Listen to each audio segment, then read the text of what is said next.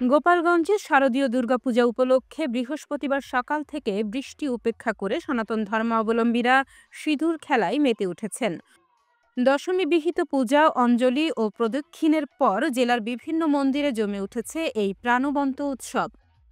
জেলার ১২৮৫টি মন্দিরে বিজয় দশমীর আনুষ্ঠানিকতা শেষে বিবাহিত নারীরা সিঁদুর খেলায় অংশ নেন। তাদের বিশ্বাস, দেবী দুর্গার পায়ের কাছে অর্পিত সিঁদুর সিঁথিতে পড়লে তাদের স্বামীর দীর্ঘায়ু এবং সুখ ও সমৃদ্ধি বর্ষিত হবে। তাই হাসি, আনন্দ আর নৃত্যের মধ্য দিয়ে নারীরা একে অপরের সিঁথিতে সিঁদুর পরিয়ে দেন, যার মাধ্যমে প্রজ্বলিত হয় এক অভিন্ন ভক্তি ও সৌহার্দ্য। সিঁদুর খেলা শেষ হতেই দেবী দুর্গার বিসর্জনের প্রস্তুতি নেওয়া হয়। এই বিসর্জনের মধ্য দিয়েই দেবী দুর্গা মর্তলোক বিদায় নিয়ে কৈলাস বা শিবালয়ে ফিরে যাবেন।